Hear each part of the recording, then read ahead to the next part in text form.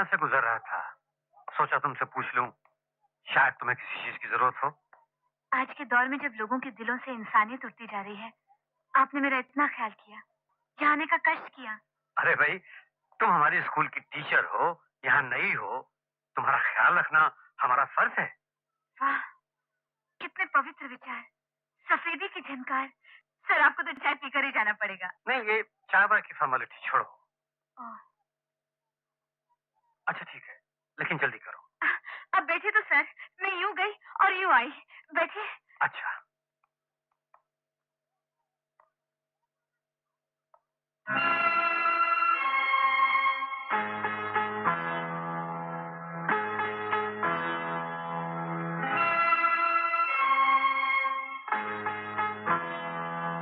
समय तो एक परिंदा है सर, जो उड़ता ही रहता है। मगर आपको मानना पड़ेगा, मैंने ज्यादा देर नहीं लगाई। सीमा, ये स्केच। बचपन से ही मुझे ऐसे स्केचेस बनाने का बहुत शौक है, लेकिन पता नहीं क्यों मैं सिर्फ परिंदों के ही स्केचेस बनाती हूँ। शक्ल कितनी लेंगे सर? क्या मैं ये स्केचेस ले सकता हूँ? जरूर सर, लेकिन इनमें ऐसी क्या खास बात है? बरसों पहले मेरा एक स्टूडेंट था, वो भी बिल्कुल ऐसे स्केचेस बनाया करता था, सिर्फ चिड़ियों के।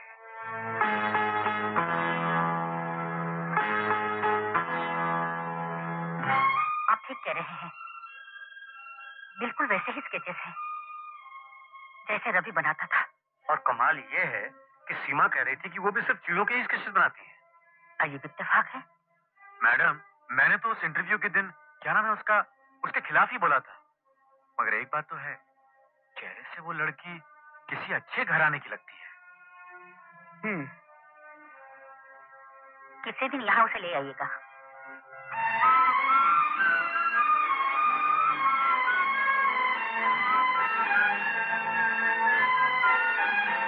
खरगोश ने शेर से कहा, जंगल के राजा, इस जंगल में तुम्हारे अलावा एक और शेर रहता है।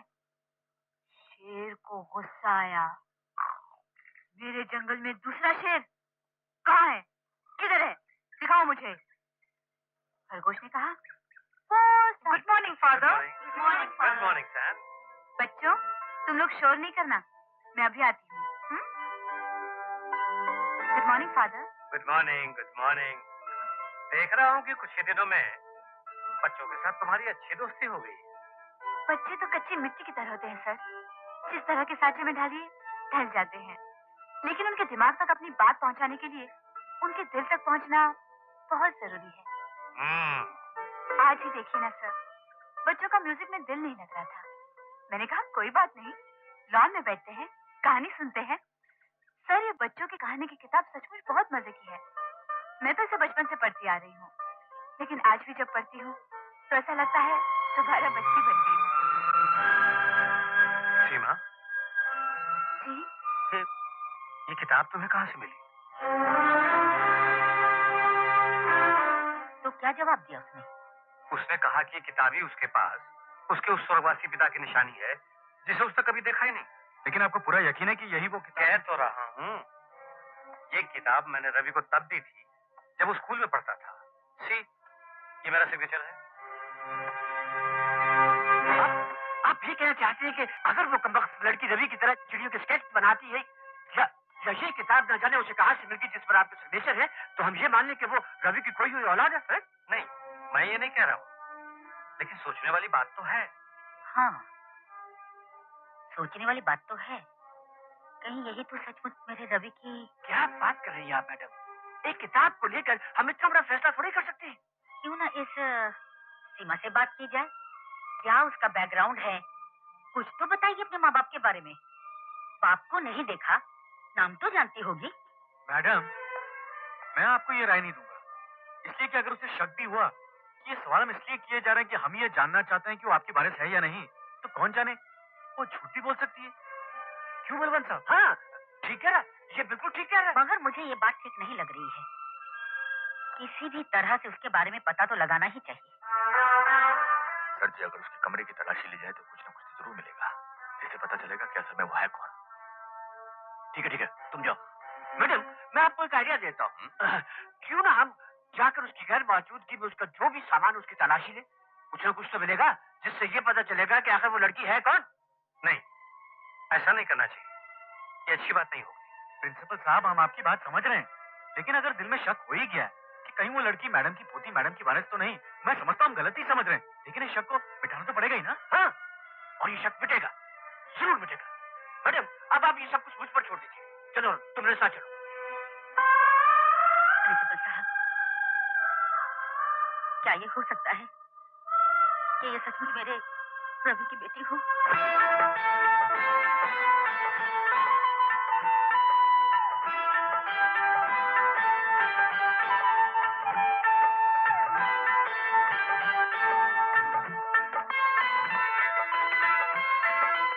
अरे यहाँ तो कपड़ों के सिवा कुछ भी नहीं है।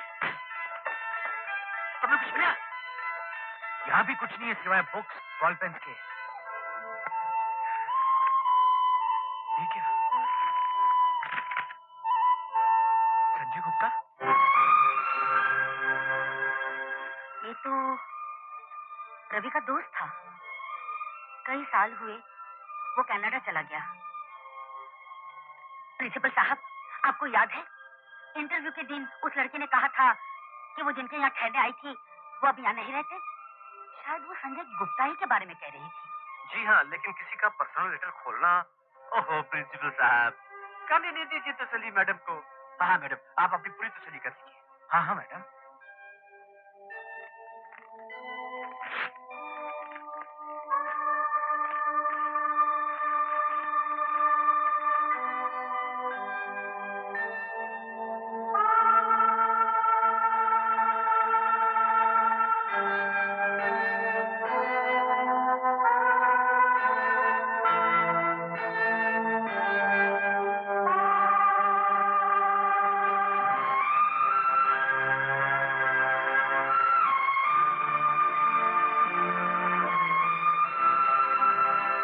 क्या हुआ मैडम, क्या बात है?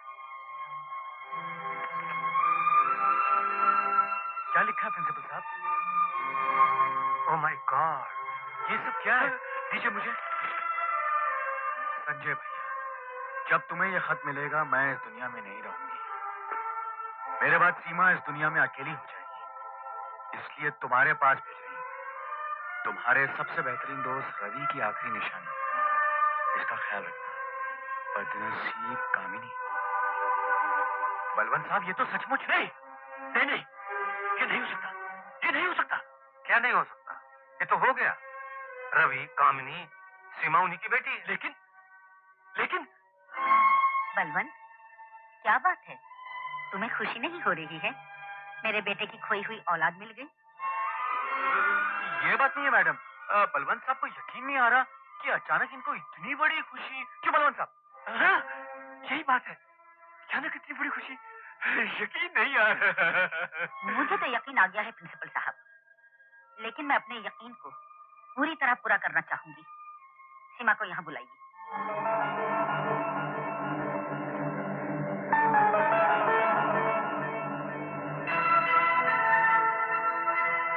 मैडम से तो तुम पहले ही मिल चुके हो। नमस्ते जी, नमस्ते जी, नमस्ते जी। मैडम तुमसे कुछ बात करना चाहती है। मैडम, मुझसे? हाँ जी। देखिए, अगर आप स्कूल में मेरे काम से खुश नहीं हैं, तो कोई बात नहीं। मैं नहीं नहीं नहीं, ये बात नहीं है। तुम इसे पहचानती हो? ये तो मेरे पिताजी की तस्वीर है।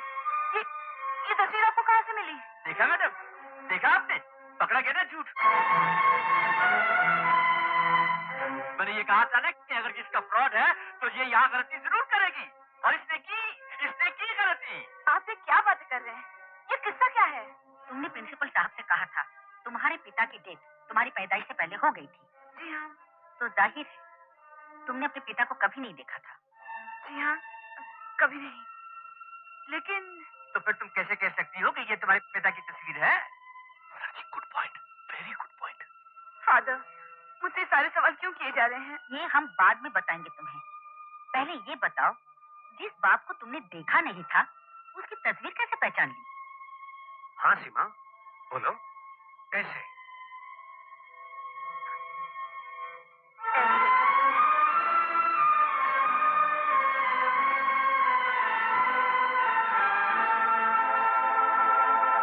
मेरी माँ का लॉकेट है। जब तक जिंदा रही इस तस्वीर को अपने गले से लगाई रही। तो क्या कामिनी अब इस दुनिया में नहीं रही? कामिनी, आप जानती हैं मेरे माँ बाप को? प्रिंसिपल साहब, क्या बात है?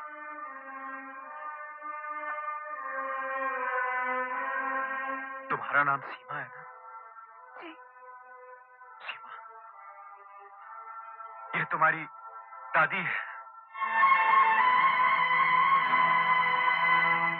ओह, तो वो आप हैं, आप मेरे पिता की माँ, जिसने मेरी माँ को बेइज्जत करके निकाल दिया था। मेरी माँ ने मुझे आपका नाम पता नहीं बताया था। मैं नहीं जानती थी कि आप भी। मेरी बात सुनो।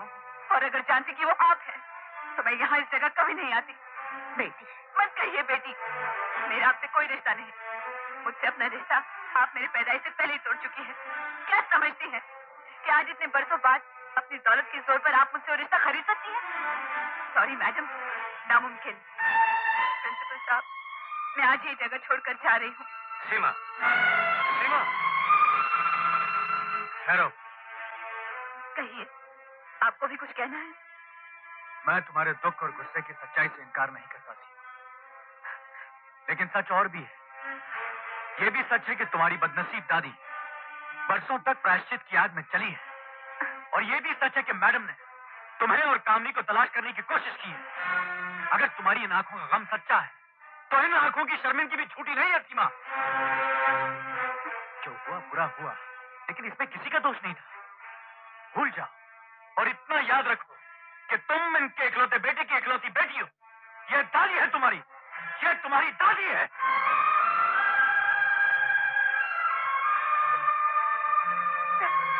दादी माँ, दादी माँ, दादी माँ, मेरी बच्ची, दादी माँ, दादी माँ, दादी माँ, दादी माँ, शादी मुबारक हो। आपके खोए हुए भतीजे को। रो मत मेरी बच्ची, अब तो खुशी के दिन आए हैं, जश्न मनाने के दिन आए हैं। बलवंत, शहर के सारे इज्जतदारों को खबर कर दो, हम उन्हें इस जश्न में बुलाना चाहते हैं।